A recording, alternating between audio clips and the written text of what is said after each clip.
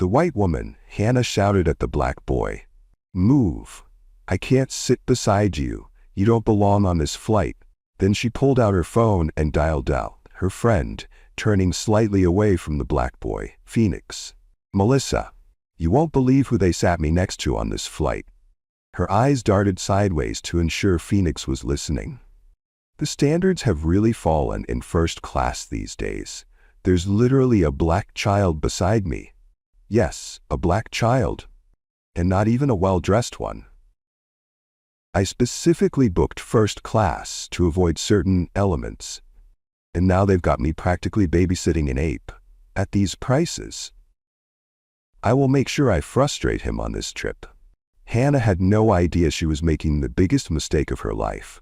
She didn't know who was watching when she crossed the line. Now there was no escape, no way to run, no place to hide. Just the consequences of her actions playing out in front of a plane full of witnesses with smartphone cameras already recording. In this story, you're about to witness the biggest karma that has ever occurred on a flight this year. And if you stand against prejudice and believe no one should be treated unfairly because of their skin color, hit that subscribe button now and type "justice" in the comments. It all began 3 hours earlier at LaGuardia Airport, where 8-year-old Phoenix Reynolds was about to experience the worst flight of his young life. The bustling Terminal B was filled with the usual chaos of a Friday afternoon.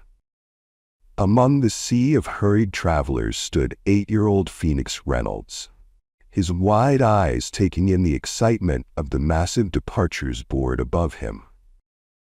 Phoenix wasn't your typical 8-year-old. The son of billionaire hotel magnate Marcus Reynolds, he carried himself with a quiet dignity that belied his years. Today, he wore a simple blue button-down shirt and khaki pants, understated, just as his father had taught him. "Our character speaks louder than our clothes," Marcus always said. At his side stood Vivian, his nanny for the past 3 years. She checked her watch nervously. "Your father's running a bit late for the flight, but he texted that he'll definitely make it before boarding closes," she explained, adjusting Phoenix's backpack. "Now remember what we packed for the flight?" Phoenix nodded confidently. "My book about space, my drawing pad, my headphones, and the special juice boxes that don't spill easily." He recited the list with pride. This wasn't his first rodeo in the skies. What made today special was the first-class ticket clutched in Phoenix's hand. A reward from his father for maintaining straight A's all semester, despite the challenges of being in an advanced program. Marcus Reynolds believed in teaching his son the connection between hard work and reward, even when money was no object for their family. The pair made their way to the exclusive first-class lounge, where Phoenix's ticket granted them access. As they settled into the plush seats, Vivian's phone buzzed urgently. Her face fell as she read the message. "Phoenix, I'm so sorry, but my sister has been taken to the hospital." Worry creased her normally calm features. "She's been in an accident and needs someone there right away." Phoenix's eyes widened with concern. "Is she going to be okay?" "I hope so, but I need to go to her now." Vivian bit her lip, clearly torn between her responsibilities. "Your father will be here soon, but will you be fine all alone till he comes?" The young boy straightened his shoulders, summoning his most grown-up voice. "It's okay, Vivian. I've flown with Dad lots of times. I'll be fine waiting by myself until he gets here." After several more assurances and a quick call to Marcus confirming he was indeed en route, Vivian reluctantly departed, leaving Phoenix seated primarily in the first-class lounge with his book about the solar system already open on his lap. For 30 minutes, everything was fine. Phoenix read his book, occasionally glancing up to watch planes take off through the massive windows. The lounge attendants, recognizing him as a Reynolds, discreetly checked on him while respecting his space. Then Hannah Mercer entered the lounge. Hannah was everything Phoenix wasn't. Loud, demanding, and obsessed with appearances. Her designer suit probably cost more than what most people in the terminal earned in a month. Her blonde hair was pulled back in a severe style that matched her expression. As the senior VP of marketing for the Lux Hotel Group, the main competitor to Reynolds Hospitality Hotel, Hannah was accustomed to getting exactly what she wanted, when she wanted it. Her sharp eyes scanned the lounge, immediately landing on Phoenix, the only child in the premium space. Her lips pursed as if she'd tasted something sour. Approaching the check-in desk, she made no effort to lower her voice. "Is that child really flying first class?" The question dripped with disbelief and something darker. The gate agent glanced over at Phoenix, who had shrunk slightly behind his book, pretending not to hear. "Yes, ma'am, he has a valid first-class ticket." Hannah's eyebrows arched dramatically. "Really? And he's what, 7? I wouldn't know, ma'am, but his ticket is in order." The agent's professional tone concealed any offense at the questioning. "They're letting anyone in these days," Hannah muttered, loud enough for both the agent and Phoenix to hear clearly. "First class used to mean something." Phoenix kept his eyes fixed on his book, but his small shoulders tensed. He'd heard comments like this before. His father had explained that some people carried ugliness in their hearts and projected it onto others. Hannah settled herself at the far end of the lounge, occasionally shooting glances at Phoenix, as if his mere presence contaminated the exclusive space. When the pre-boarding announcement came for their flight to San Francisco, Hannah gathered her things with sharp, irritated movements. Phoenix texted his father, "We're boarding now. How close are you?" The response came quickly. "Traffic is terrible. Go ahead and board. Save our seats. I'll make it before the doors close. Love you, champ." As Phoenix approached the gate, his first-class ticket in hand, he found himself directly behind Hannah in the priority boarding line. He could feel her eyes on him, assessing, judging. The gate agent smiled warmly at Phoenix. "Welcome aboard, Mr. Reynolds. Enjoy your flight." The gleaming cabin of the first-class section welcomed Phoenix as he stepped aboard the flight to San Francisco. The soft lighting and spacious seating were familiar to him, though the experience never lost its magic. Unlike many privileged children, Phoenix never took these luxuries for granted, a testament to his father's intentional parenting. He made his way down the aisle, his boarding pass indicating seat 3A, a window seat with a perfect view of the wing and beyond. He settled in, carefully placing his backpack under the seat in front of him. The leather seat dwarfed his small frame as he buckled his seatbelt and pulled out his book about space exploration. Phoenix had dreams of becoming an astronaut someday. Not that he needed to work with his father's billions, but Marcus had instilled in him a deep belief that purpose came from contribution, not inheritance. The peaceful moment didn't last long. Phoenix's vision caught a flash of movement as Hannah Mercer stopped abruptly in the aisle beside his row.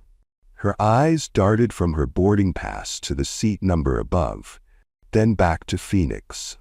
The realization that she would be sitting next to the child she had just disparaged in the lounge twisted her features into a mask of displeasure.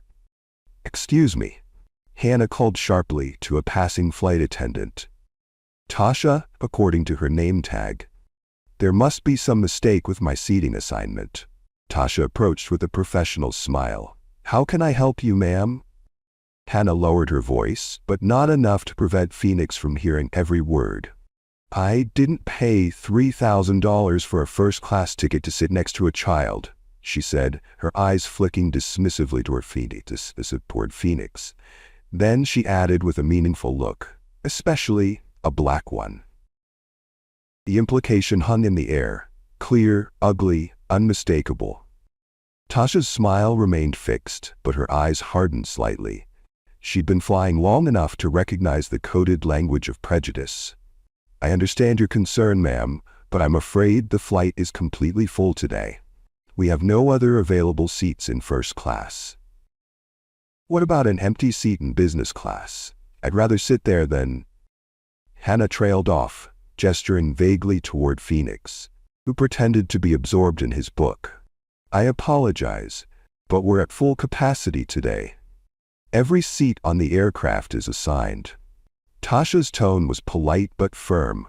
If you'd prefer to take a later flight, I can check availability, but you would need to deplane now and speak with the gate agent. Hannah's face flushed with anger as she glanced at her watch. That's impossible. I have a meeting tomorrow morning that I cannot miss. With a dramatic sigh, she reluctantly slid into seat 3B. Phoenix could feel waves of hostility radiating from her as she aggressively stowed her designer bag in the overhead compartment, nearly hitting another passenger in the process. Hannah settled into her seat, shifting as far away from Phoenix as the confines of first class would allow, pressing herself against the opposite armrest as if proximity to the child might somehow contaminate her. The space between them seemed charged with tension as other passengers continued boarding. Phoenix, raised to be unfailingly polite despite any circumstance, gathered his courage and turned toward his roommate. "Hello, ma'am, I'm Phoenix," he said in a clear, well-modulated voice, extending his small hand. "Nice to meet you." Hannah stared at his outstretched hand as if he'd offered her a dead fish. Her eyes traveled from his hand to his face with such naked contempt that several nearby passengers exchanged uncomfortable glances. "Look," she said in a low, cutting tone. "I don't think you belong in first class. Your kind should stay in the back." The words landed like physical blows. Phoenix's hand slowly retreated, his hopeful expression crumbling before reassembling into a careful mask of dignity. He'd encountered racism before, but the raw hostility from this stranger still cut deep. The silver-haired woman across the aisle gasped audibly. A businessman in the row ahead turned to stare, but no one said anything. That peculiar public display that enables bad behavior to continue unchecked. Phoenix quietly turned away, focusing his gaze out the window, where ground crews scurried about their duties.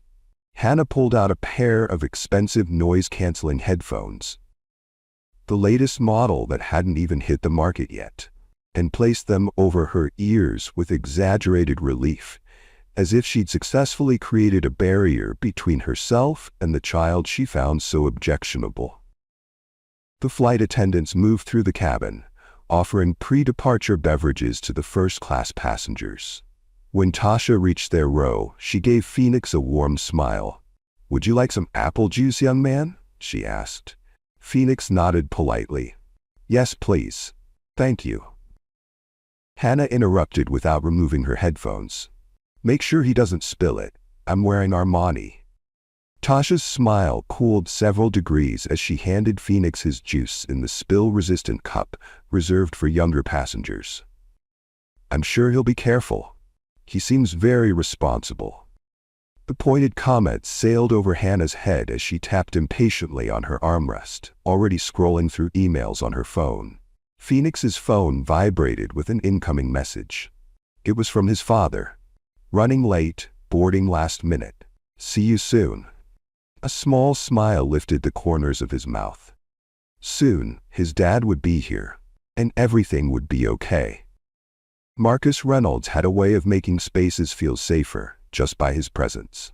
Phoenix took a careful sip of his juice and returned to his book, determined to maintain his composure until his father arrived. As the remaining passengers filed onto the aircraft, Hannah Mercer's displeasure seemed to grow with each passing minute. Her body language screamed discomfort. Arms tightly crossed, posture rigid, jaw clenched. She checked her watch repeatedly, her irritation building like pressure in a sealed container. The cabin door remained open as the final passengers boarded, but there was still no sign of Marcus Reynolds. Phoenix glanced anxiously toward the entrance every few moments, his small shoulders gradually tensing under the weight of Hannah's obvious disdain. When the "please turn off all electronic devices" announcement hadn't yet been made, Hannah seized the opportunity. She pulled out her phone and dialed her friend, Melissa, hoping to get help to remove Phoenix from his seat. Phoenix's attempt to disappear into his seat was heartbreaking to witness. His small body seemed to contract, shoulders hunching forward, knees pulling together, arms tucking in tight against his sides. He was physically making himself smaller, trying to minimize his presence. A defense mechanism no 8-year-old should have mastered. A different flight attendant, James, according to his name tag, approached their row, having noticed the one-sided conversation. "Ma'am, we'll be closing the cabin doors soon. You'll need to switch your phone to airplane mode," he said professionally. Hannah waved him off dismissively while wrapping up her call. "I've got to go, Melissa." "Yes, I'll definitely file a complaint about the seating arrangement. This is completely unacceptable." As she finally ended the call, Hannah turned to James with an exaggerated sigh. "I cannot believe your airline expects paying customers to babysit during their flights. Is there any possibility of a seat change? Anywhere else would be preferable." James's professional facade didn't slip, but his eyes briefly flicked to Phoenix, noting the child's withdrawn posture and downcast eyes. "I apologize, but we're completely full today, as my colleague mentioned earlier," he explained. Then, quite deliberately, he turned his full attention to Phoenix. "Young man, would you like some extra snacks for the flight? We have some special cookies that aren't part of our regular service." Phoenix looked up, surprised momentarily, displacing his discomfort. "Yes, please, thank you," he replied softly. "I'll bring those right over once we're at cruising altitude," James promised with a warm smile. Turning back to Hannah, his expression cooled noticeably. "Is there anything else you need, ma'am?" Hannah's lips tightened. "Just some peace and quiet would be nice," she muttered, glaring at Phoenix as if he'd been chattering non-stop instead of sitting in silent endurance of her abuse. As James moved away, the captain's voice came over the intercom, announcing they were third in line for takeoff. The cabin door was closed. Marcus had not made it aboard. Phoenix's face fell as he realized his father wouldn't be joining him after all. He reached for his phone, likely to check for messages, but the flight attendants were already ensuring all devices were switched off for departure. Everyone was ready for takeoff, leaving Phoenix alone with his tormentor for the next 5 hours. Hannah made a show of checking her watch again, sighing dramatically, and reclining her seat to the maximum allowed position, another small act of dominance over the shared space. James soon returned as promised with a special package of cookies for Phoenix. "These are actually my favorite," he confided with a wink. "They're usually reserved for our international first-class service." Phoenix's genuine thank you was met with another eye roll from Hannah, who had already summoned a different flight attendant to order a glass of champagne to help endure this flight. For a brief period, an uneasy calm settled over the cabin. Phoenix quietly read his book while carefully eating his cookies, making sure not even a single crumb fell on his side of the armrest. Hannah alternated between working on her laptop and casting irritated glances at her seatmate. Approximately 45 minutes into the flight, the captain's voice returned over the intercom. "Ladies and gentlemen, we're expecting some turbulence ahead. I've turned on the fasten seatbelt sign. Please return to your seats and ensure your seatbelts are securely fastened." Hannah had just left for the restroom moments before. Phoenix continued reading, already safely buckled in his seat. When Hannah finally returned, her face was flushed with irritation as she noticed Phoenix's space exploration book, and the corner of his small backpack had shifted slightly onto her side of their shared area during the rocky air.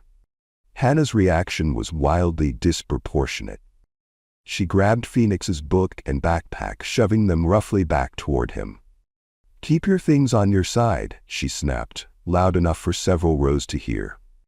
The book tumbled from Phoenix's hands, falling to the floor. The backpack, which had barely encroached on Hannah's space, was now crumpled against the window. "I'm sorry," Phoenix said quietly, his eyes downcast as he reached down to retrieve his book. The pages had bent when it fell, creating a permanent crease in his prized possession. Hannah wasn't finished. As if his quiet apology had further provoked her, she leaned in closer, her voice dropping to a venomous whisper intended for his ears alone. "I bet your parents didn't teach you manners. Typical." The word typical hung in the air between them, loaded with prejudice and assumption. Phoenix's small face remained carefully composed, but the slight trembling of his hands as he straightened his book pages revealed the impact of her words. In the row directly behind them, a first-class seat remained empty. The seat was assigned to Marcus Reynolds, who had apparently missed the flight. Phoenix was truly on his own, enduring an escalating barrage of hostility from a woman who had no idea that her actions were being observed by more than just the uncomfortable passengers around them. A flight attendant passing by noticed Phoenix's reddened eyes but misinterpreted the cause. She quietly offered him a tissue, which he accepted with a polite nod. Hannah's smug expression suggested she believed she'd put the child properly in his place. Have you ever witnessed someone mistreating a child in public and wished you could do something about it? What would you have done in this situation? Share your thoughts in the comments below, and don't forget to subscribe to the channel now. The tension between Hannah and Phoenix was building toward an explosive confrontation. But suddenly, a strange thing happened. The aircraft door was opened for someone. A commotion erupted at the entrance. Marcus Reynolds, impeccably dressed in a tailored charcoal suit despite his rush, was escorted aboard by the lead flight attendant. His commanding presence caused several passengers to look up and take notice, except for those in row 3, where Phoenix sat trapped in his own private nightmare. "We appreciate you holding the flight, Captain," Marcus said, his deep voice carrying the natural authority of someone accustomed to being heard. The traffic situation was unprecedented. Marcus made his way down the aisle of first class, his eyes searching for his son. When he spotted Phoenix sitting by the window, tension visibly eased from his broad shoulders. What he also noticed, and what made his brow furrow slightly, was the rigid posture of his son and the clear discomfort on the child's face. Checking his boarding pass, Marcus was surprised to find his seat assignment was directly behind Phoenix and the woman seated next to him. This hadn't been the original arrangement. He'd booked adjacent seats for himself and Phoenix, but the last-minute rebooking due to his delay had resulted in this new configuration. Marcus slid into his seat without drawing attention from either Phoenix or Hannah.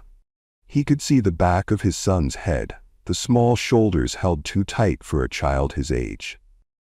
Marcus pulled out his noise-canceling headphones and placed them over his ears. Then opened his tablet to check emails that had accumulated during his mad dash to the airport. His business empire didn't stop for flight delays. Distracted by an urgent message from his London office, Marcus focused on his screen for those crucial few minutes, unaware of the tension building to a breaking point just inches away. The aircraft had reached cruising altitude, and the seatbelt sign had been turned off. Flight attendants moved through the cabin offering beverages. When they reached row 3, Phoenix politely requested apple juice, while Hannah ordered sparkling water with a proper glass, not plastic. The drinks were served, and Phoenix carefully placed his juice on his tray table, meticulously making sure it was stable. However, fate intervened in the form of unexpected turbulence, a sudden drop that caught everyone by surprise. The juice toppled despite Phoenix's precautions. Most of it splashed onto his own tray and lap, but a small amount, no more than a few drops, spattered onto the sleeve of Hannah's designer suit. Phoenix's reaction was immediate and sincere. He grabbed his napkin and held it out to Hannah, his eyes wide with genuine concern.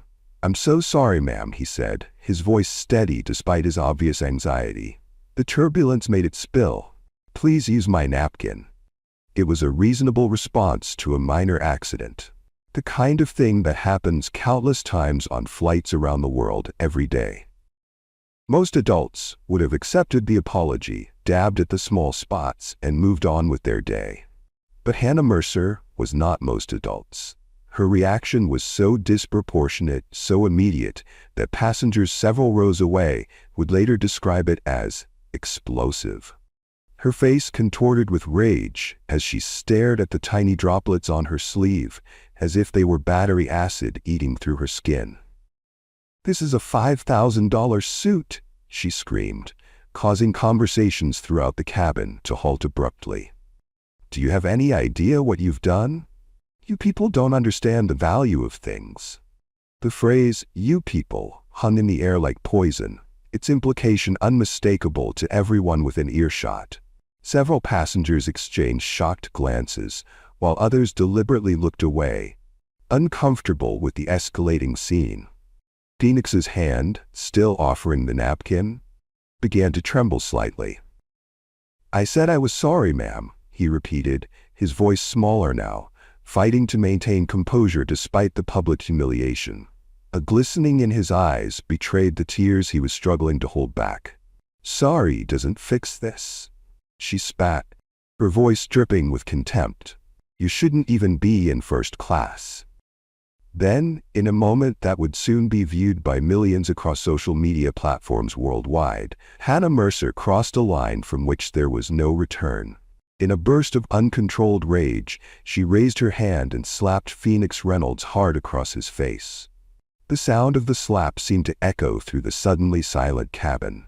Phoenix's head snapped sideways from the force of the blow, his small body frozen in shock. "Maybe that will teach you some manners," Hannah added, her voice still raised in righteous indignation.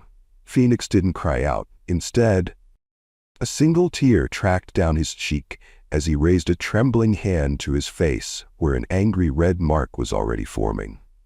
The cabin erupted in gasps and murmurs. A woman across the aisle covered her mouth in horror. A businessman halfway down the cabin stood up, uncertain what to do but clearly feeling compelled to act. And in the row behind, something shifted in the atmosphere as Marcus Reynolds slowly removed his headphones, his face a mask of disbelief at what he had just witnessed. "Oh my God, she just hit that kid," someone whispered loudly. "Did you see that?"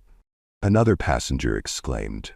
A young woman in the row beside Hannah already had her phone out, having captured the entire incident on video. The flight attendants, alerted by the commotion, were rapidly making their way toward row 3. Hannah, suddenly aware of the attention her actions had drawn, straightened in her seat, her expression suggesting she felt completely justified. "He ruined my suit," she said to no one in particular, as if that explained and excused her assault on a child. Phoenix remained silent, one hand still pressed to his cheek, his eyes downcast in a dignity far beyond his years. In the row directly behind them, Marcus Reynolds carefully set his tablet and headphones aside. His movements were deliberate, controlled, a sharp contrast to the chaos of emotions surely raging within him. Anyone who knew Marcus would have recognized the calm precision of his movements as the most dangerous sign of all. The billionaire real estate magnate rose from his seat with the measured grace of a predator. His expression betrayed nothing, but his eyes, fixed on the back of Hannah Mercer's head, contained a cold fury that would have made braver souls than her tremble. Taking a single step forward, Marcus positioned himself directly beside row 3, now visible to both Hannah and Phoenix for the first time. His presence seemed to alter the very atmosphere of the cabin, a force of nature contained in human form. When he spoke, his voice was quiet, controlled, and all the more terrifying for its restraint. "How dare you strike my son?" 6 words that would change Hannah Mercer's life forever. Phoenix looked up, relief flooding his features. "Dad?" he whispered, the single word carrying volumes of emotion. Hannah turned toward the voice, irritation at this new interruption clear on her face, until recognition dawned. The color drained from her cheeks as she realized who was standing beside her, who had witnessed her assault on the child, who was now looking at her with eyes that promised consequences beyond her worst nightmares. Marcus Reynolds, billionaire, philanthropist, and the father of the child she had just slapped across the face. What do you think is the appropriate consequence for someone who strikes a child in public? Let me know your thoughts in the comments below, and hit the subscribe button now. Time seemed to stand still in the pressurized cabin as Marcus Reynolds' words hung in the air between them. Hannah Mercer's face underwent a remarkable transformation, from righteous indignation to dawning horror as recognition set in. Marcus Reynolds wasn't just any father. He was one of the 50 wealthiest people in America. His name adorned buildings across the country. His company owned the very hotel where she was supposed to present her marketing pitch tomorrow, and she had just slapped his son across the face. "Mr. Reynolds," she stammered, her voice suddenly stripped of its previous authority. There's been a terrible misunderstanding." Marcus didn't acknowledge her words. Instead, he knelt beside Phoenix, gently turning the boy's face to examine the red mark blooming across his cheek. His thumb brushed away the solitary tear that had escaped despite Phoenix's brave efforts. "Are you all right, son?" he asked quietly, his controlled tone belying the fury evident in the tension of his shoulders, the tightness around his eyes. Phoenix nodded, relief washing over his features now that his father was here. "I'm okay, Dad," he whispered. Marcus straightened to his full height, an imposing 6'3". His tailored suit couldn't hide the athletic build of a man who spent hours in his private gym before most people's alarms went off. Hannah seemed to shrink in her seat as his focus returned to her. "And I heard everything you said to him before that," Marcus stated, his voice deceptively calm. Those who knew him in business circles would have recognized the danger signs, the controlled breathing, the precision of his movements, the absolute stillness of his expression. Hannah's eyes widened as the implications sank in. "Sir, please understand, I didn't know he was your son." "What I understand," Marcus interrupted, "is that you told my 8-year-old son that his kind should stay in the back. I understand that you said he doesn't belong in first class. I understand that you physically assaulted a child because he accidentally spilled a few drops of juice during turbulence." Each accusation landed like a hammer blow. Several passengers nodded in confirmation. The young woman who had recorded the slap had positioned herself in the aisle, continuing to document the confrontation. Now Hannah could see what Marcus had witnessed during his time seated behind them. The series of degrading comments, the deliberate humiliations, the escalating hostility that had culminated in that slap. The flashback playing in her mind must have been excruciating as she realized the powerful man had heard every racist remark, every entitled complaint, every attempt to make Phoenix feel lesser. "Those weren't my exact words," she attempted weakly. "There's context you're missing. I would never." "Flight attendant," Marcus called, his eyes never leaving Hannah's face. His voice carried without being raised, the natural authority of someone accustomed to being listened to. James, the flight attendant, who had earlier shown kindness to Phoenix, appeared almost immediately. "Yes, sir?" "I'd like to speak with the air marshal on this flight," Marcus stated. "A passenger has physically assaulted my minor son, and I intend to press charges." The words "press charges" seemed to finally break through Hannah's shock. "No, wait, you can't be serious." Panic bloomed across her features. "It was barely a tap. He ruined my suit." By now, 2 additional flight attendants had arrived, along with the chief purser. The commotion had drawn the attention of the entire first-class cabin and beyond, with passengers in business class craning their necks to see what was happening. "Sir, we take any physical altercation extremely seriously," the chief purser assured Marcus. I've already alerted the captain, and our air marshal will meet us soon. We'll need statements from everyone involved and any witnesses. A middle-aged woman seated across the aisle spoke up immediately. I saw everything. That woman, she pointed directly at Hannah, slapped the child after he accidentally spilled his drink during turbulence. He apologized politely, and she hit him anyway. She's been awful to him since boarding, added another passenger, a distinguished-looking gentleman in his 60s, making comments about him not belonging in first class, disgraceful behavior. Hannah's head swiveled from one accuser to the next, the reality of her situation beginning to sink in. Her face had gone from pale to ashen as her professional future began to dissolve before her eyes. This is ridiculous, she attempted, her voice higher than before. It was a simple misunderstanding. The child was disruptive the entire flight. Marcus's expression didn't change, but something dangerous flickered in his eyes. He turned to Phoenix, his voice gentling. Son, has she been treating you like this the whole flight? Phoenix glanced at Hannah, then back to his father. Despite everything, there was a moment of hesitation, a child's natural reluctance to get anyone in trouble, even someone who had mistreated him. It's okay to tell the truth, Marcus assured him.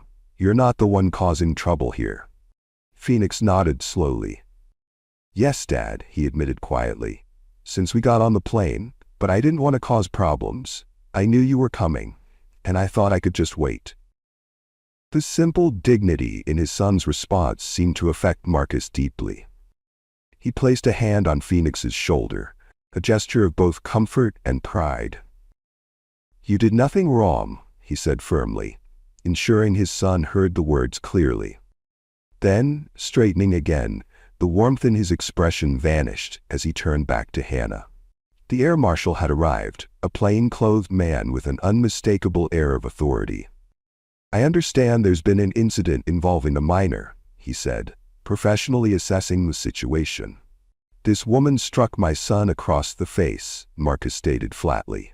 There are multiple witnesses and I believe at least one passenger has video evidence. I want her arrested when we land. Hannah began to truly panic now. No, please, you don't understand what this will do to my career, my life. Perhaps you should have considered that before assaulting a child, responded the air marshal without sympathy. The young woman who had been recording stepped forward. I have the whole thing on video, she confirmed. I started recording when she began yelling about her suit.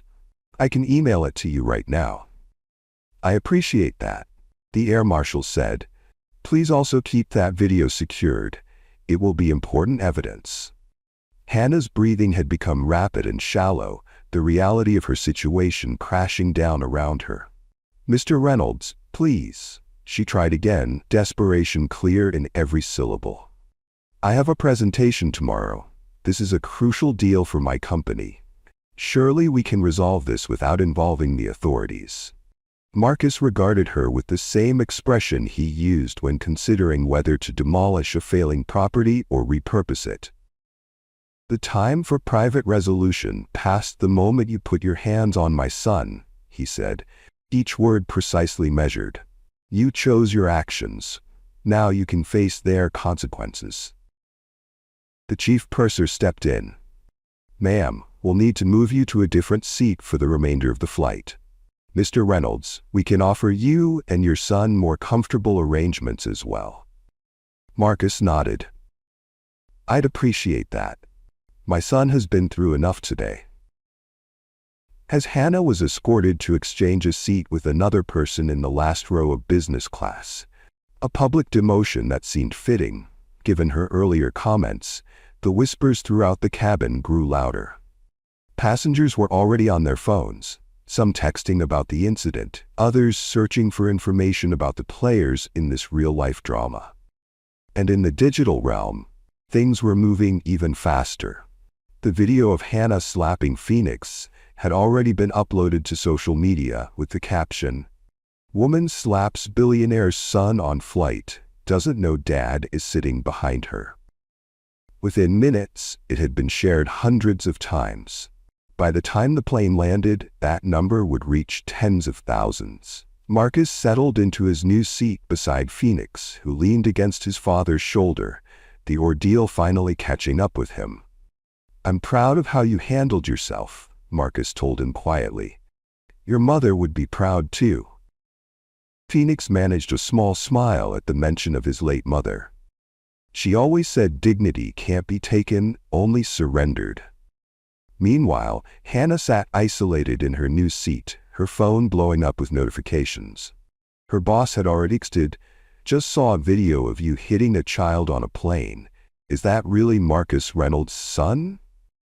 The video was spreading like wildfire across the internet. Hannah's career, reputation, and future were disintegrating with each passing minute, all because she couldn't control her prejudice and temper for a few hours on a flight. Justice was already being served at 35,000 feet, but the full reckoning was yet to come. For Hannah Mercer, this wasn't just a bad day. It was the beginning of the end of life as she knew it. What would you do if someone slaps your child in your presence? Share your thoughts in the comments. As the flight began its descent, Hannah Mercer was about to discover that her actions had set in motion consequences far beyond anything she could have imagined. When powerful people like Marcus Reynolds get involved, justice isn't just swift. It's comprehensive. As the aircraft continued its journey toward San Francisco, the atmosphere in the cabin had irrevocably changed. In the aftermath of Hannah's assault on Phoenix, a strange sense of community had formed among the passengers. Strangers united by their witness to an injustice and its unfolding consequences. The air marshal moved methodically through the cabin, collecting statements from witnesses. One by one, passengers recounted what they had seen and heard. Hannah's persistent belittling of Phoenix, her racist comments, and ultimately the shocking moment when she struck the child across the face. Each testimony built an airtight case against her. Hannah sat isolated in her reassigned seat, a pariah in business class.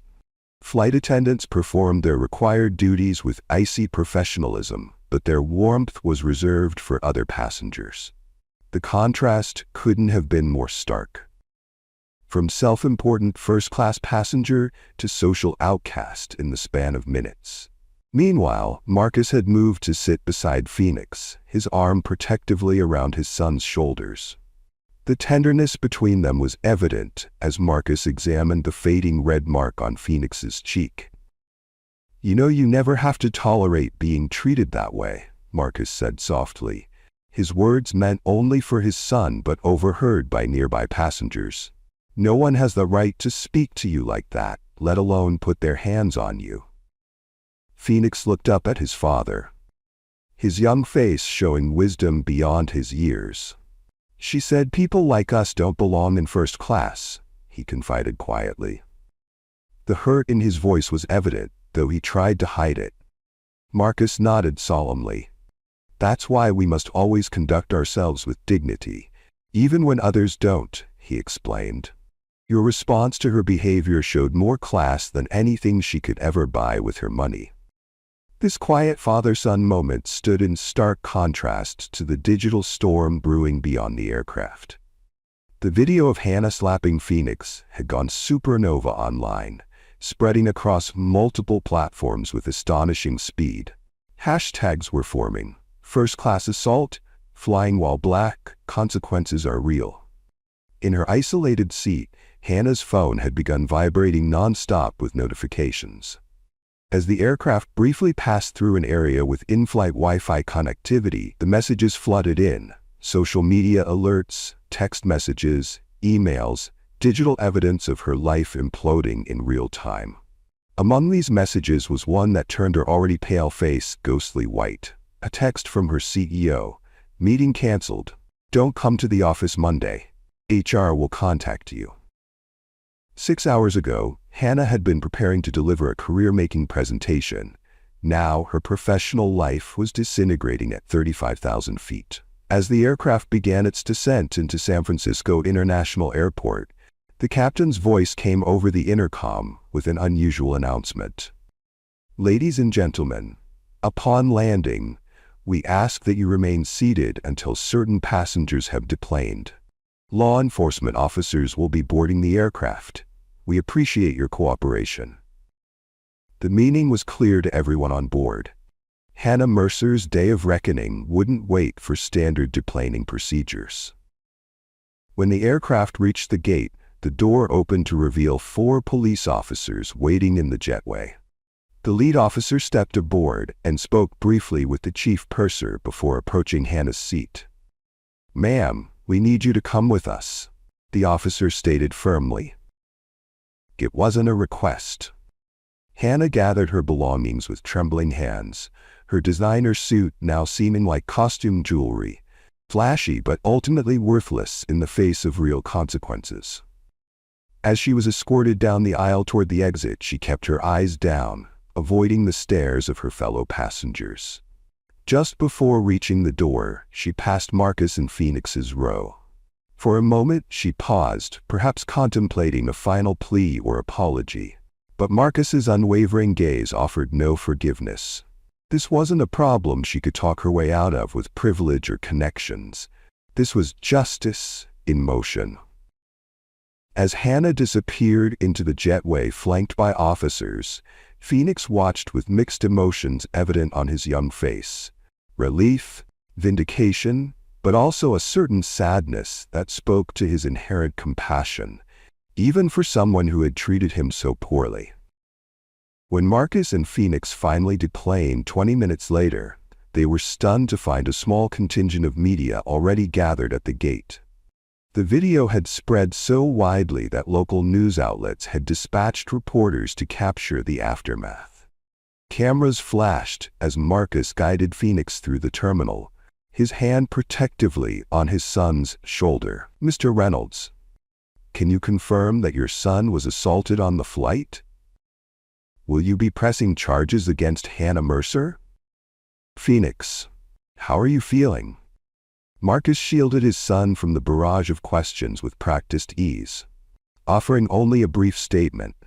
"My son was assaulted by another passenger who made racist comments throughout the flight. We're cooperating with authorities, and we ask for privacy as Phoenix processes this unfortunate experience." 3 weeks later, the story had evolved from viral video to national conversation. A news anchor on a major network delivered the update to millions of viewers. Former marketing executive Hannah Mercer has been formally charged with assault on a minor with a hate crime enhancement, following the now infamous airplane incident involving the son of billionaire real estate developer Marcus Reynolds. The anchor continued. In a related development, Reynolds Hospitality Group has announced its acquisition of Lux Hotels International, Mercer's former employer, in a deal finalized yesterday. Industry analysts note that while the acquisition had been rumored for months, the timeline appears to have been accelerated following the incident. Meanwhile, across town, Phoenix Reynolds stood at a podium addressing a youth group focused on leadership and social justice. At just 8 years old, he spoke with remarkable poise about his experience. "It was scary when it happened," he admitted to the roomful of children and teenagers. "But my dad always says that how people treat you says more about them than it does about you. Nobody has the right to make you feel like you don't belong somewhere because of what you look like." The young audience applauded enthusiastically, many of them having watched the video that had now been viewed over 70 million times worldwide. Across the city, in a modest neighborhood far from her former luxury high-rise, Hannah Mercer loaded the last of her belongings into a small rental truck.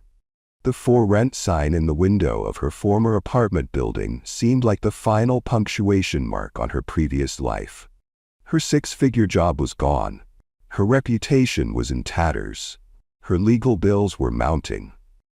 And her future had been fundamentally altered by a moment of unchecked prejudice and rage.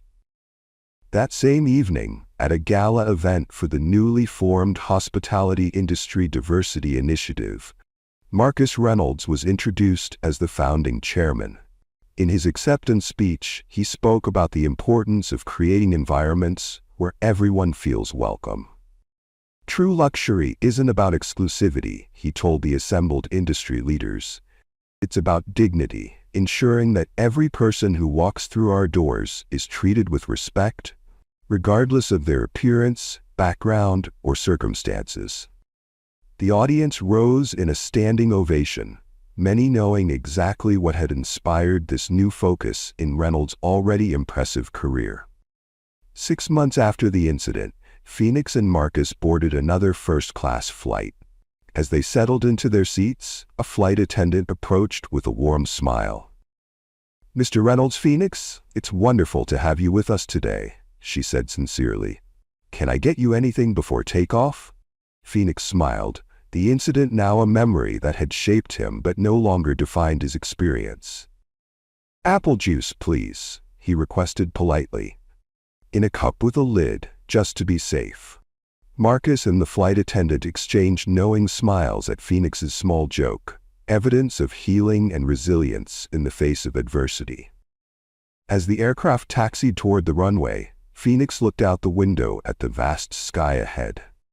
His father had turned an ugly incident into a movement for change, while Phoenix himself had discovered a strength he hadn't known he possessed. In the end, Hannah's attempt to put Phoenix in his place had instead revealed exactly where he belonged, anywhere his dreams might take him. If you love this story, like, subscribe, and share to others so they can learn too. See you in our next video.